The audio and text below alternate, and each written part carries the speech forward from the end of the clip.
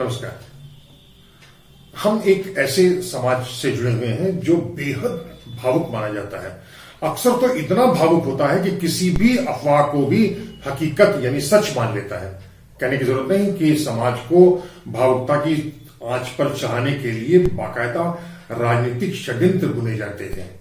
अब ऐसा भी नहीं है कि हम या हमारा समाज ऐसी अफवाहों या झूठों की असलियत को समझ नहीं पाते, लेकिन उन्हें समझने में काफी वक्त लग जाता है और जब तक हमें हकीकत का एहसास हो पाता है तब तक हमारे सामने तश्तरी पर दूसरी अफवाहें और झूठे किस्से परोस दिए जाते हैं। फिर हम उसी नए तश्तरी और थाली को पीटना शुरू कर देते हैं। कहने की जरूरत नहीं कि यह निरंतर चलता ही रहता है और अक्सर हम किसी नतीजे तक पहुंच भी नहीं पाते हैं।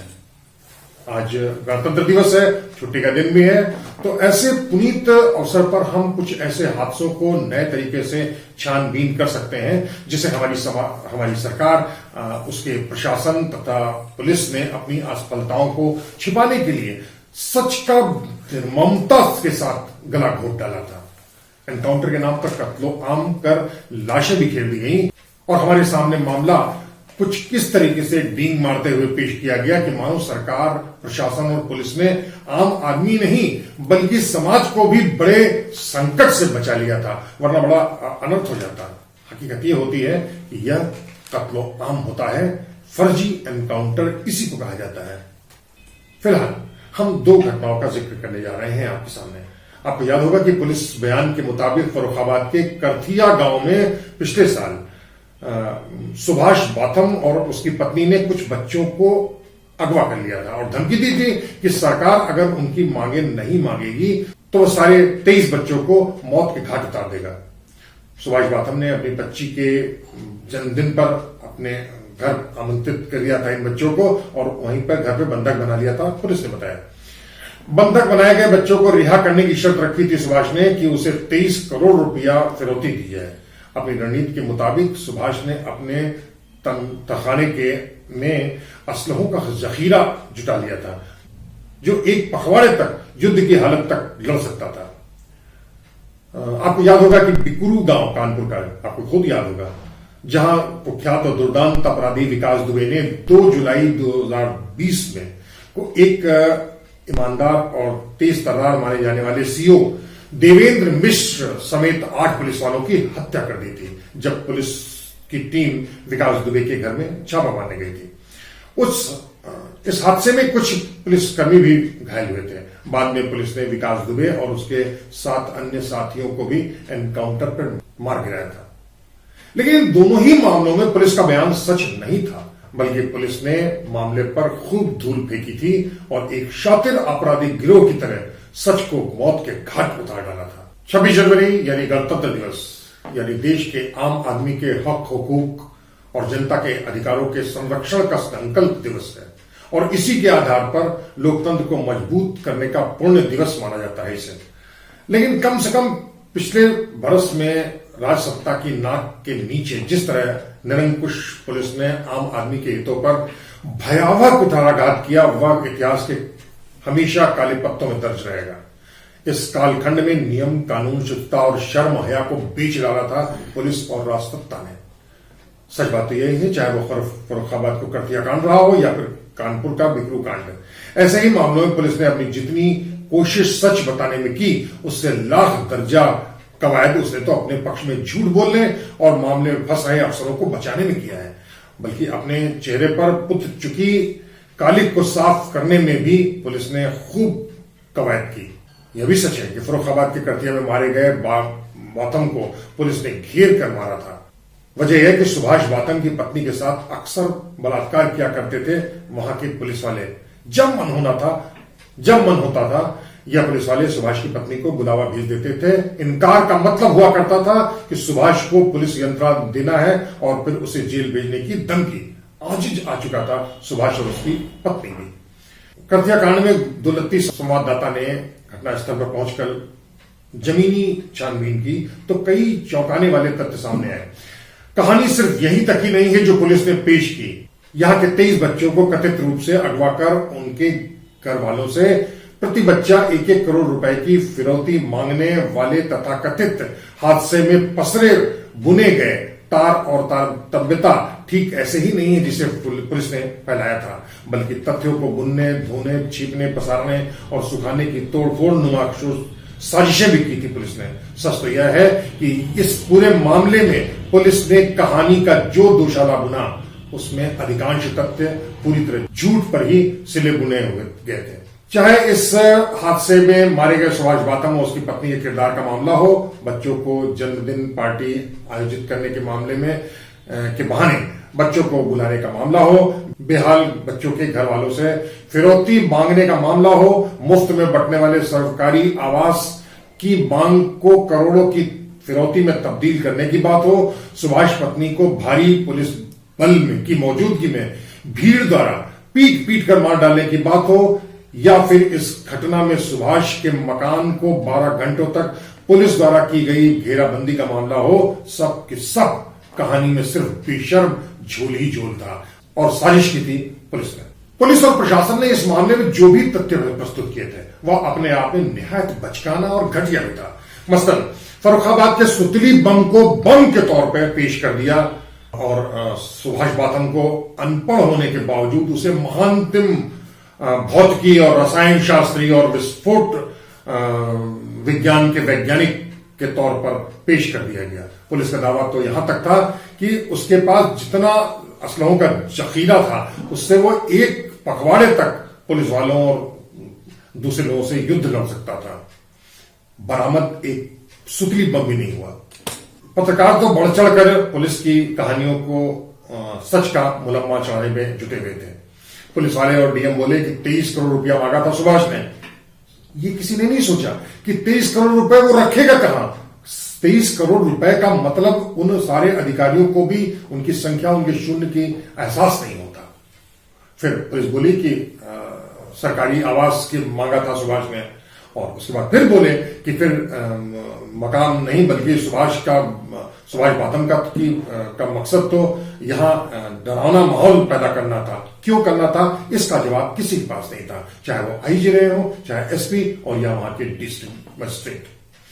करथिया में पुलिस ने गजब समा बांधा था। चारों ओर से पुलिस की घेराबंदी के बावजूद सुभाष की पत्नी घर से बाहर निकली। कैसे निकली किसी को पता नहीं, पुलिस को भी नहीं एहसास। और फिर अचानक भीड़ ने उसकी पत्नी को पीट पीट कर मार डाला। पुलिस की मौजूदगी के बावजूद भीड़ ने उसको मार दिया। हैरत की बात है। जाहिर है कि पुलिस का मकसद भी यही कर डालना था, कुछ ऐसा करना कि जिससे कोई विवाद न हो और पुलिस पर कोई छीट न पड़े। इसके काफी बाद पुलिस ने घर में घुसकर सुभाष को भी गोली मार दी और सारा श्रेय अपने ऊपर लेकर अपनी ही पीठ ठोकना शुरू कर दिया। आईजी मोहित अग्रवाल ने बेहद आहत और भावुक होने का बखूबी अभिनय किया और दावा किया कि वह सुभाष की मासूम बच्ची को आईएएस और आईपीएस बनाने के लिए उसकी गोद ले लेंगे। मुख्यमंत्री को बरगलाते हुए रिहा हुए तथाकथित रिहा को 23 बच्चों को लखनऊ में बुलाकर मुख्यमंत्री के हाथों से तोहफे दिलवाए गए और पुलिस ने अपने खूब वाहवाही की। लेकिन आज वह बच्ची किन हालत में है, किसके साथ है, किसी को कोई खबर नहीं है। आईजी मोहित अग्रवाल को बिकरू के तौर पर एक नया काम मिल गया तो करथिया की कथरी भी फेंक दी गई। अब उसके बाद जुट गए वो बिकरू कांड पे। तो आइए हम आपको ले चलते हैं कानपुर के बिकरू गांव में, जहां पुलिस ने अपनी ही करतूतों को छिपाने की फिराक में लाशों का अंबार लगा दिया था। दरअसल सीओ समेत 7 पुलिस वालों की मौत के बाद कुख्यात बिकरू गांव में भड़की आग से पुलिस की इज्जत पूरी तरह झुलस गई थी, बेनकाब हो सकती थी। इसलिए पुलिस ने कुछ ऐसी रणनीति बनाई कि सारे के सारे 7 लोगों को मौत के घाट उतार दिया जाए, जिससे न कोई सबूत हो और न कोई चू बोल भी सके और मामला एकदम से ही दफन हो जाए। और यही हुआ। पुलिस ने विकास दुबे समेत 7 लोगों को बेहद बेशर्मी और निशंसता के साथ मौत के घाट उतार दिया। मगर यहां से दिक्कतें खत्म होने के बजाय बहुत तेजी से भड़क गई। अब उज्जैन में विकास दुबे की गिरफ्तारी के बाद मध्य प्रदेश पुलिस ने उसे यूपी एसटीएफ के सौंपने के बाद विकास के सामान की तलाशी की कार्रवाई हुई थी और उसकी वीडियो हमारे पास आई है। जरा देखिए कि उस वीडियो में विकास के झोले में एक पुलिस वाले ने क्या रख दिया, आखिर क्या वजह थी कि तलाशी के दौरान अफसर ने अपनी जेब से कुछ निकाल कर विवेक दुबे के झोले में डाल दिया था। इस चालाकी का मकसद क्या था? केवल बेशर्मी और षड्यंत्र। बिकरू गांव के विकास दुबे से करीबी रखने वाले लोगों की लिस्ट पर अगर आप नजर डालेंगे तो आपको यूपी की राजनीति और प्रशासन तथा पुलिस के आला अफसरों पर उबकाई आएगी और इन लोगों के चेहरों पर थूकने का मन करेगा आपके। इन लोगों में भाजपा के प्रदेश अध्यक्ष स्वतंत्र देव सिंह, कानून के मंत्री ब्रजेश पाठक, समाजवादी पार्टी का राष्ट्रीय अध्यक्ष अखिलेश यादव, एसटीएफ के आईजी और कानपुर के एसएसपी रह चुके अनंत देव तिवारी, अपर मुख्य सचिव गृह अवनीश अवस्थी जैसे सैकड़ों को बाकायदा उपकृत करता था दुर्दांत अपराधी विकास दुबे। और ऐसे बड़े लोगों के बीच सेतु बनते थे विकास के दाहिना हाथ रहे जयसिंह जैसे दर्जनों लोग जो राजनीति, प्रशासन और पुलिस अफसरों के बीच विकास दुबे की पैरवी का जिम्मा थामे हुए थे। सबसे ज्यादा बेशर्मी तो कानपुर जिला प्रशासन ने की, जिसकी मजिस्ट्रेटी जांच में विकास दुबे से जुड़े सारे हादसों को लेकर पुलिस की प्रत्येक हरकत को जायज ठहराते हुए उसे क्लीन चिट दे दी गई। ऐसी हर जांच में उस सवाल को अनदेखा कर दिया गया कि बिकरू में पुलिस वाले क्यों मारे गए थे। उज्जैन से जिस कार में एसटीएफ विकास दुबे को कानपुर लेके आ रही थी, उस एनकाउंटर में कार कैसे बदल गई, विकास दुबे के सारे साथी एक ही तरीके से कैसे मौत के घाट उतारे गए। जुआघर संरक्षण के लिए कब से थानाध्यक्ष विनय तिवारी को 1 लाख रुपयों महीना का वसूली की जा रही थी।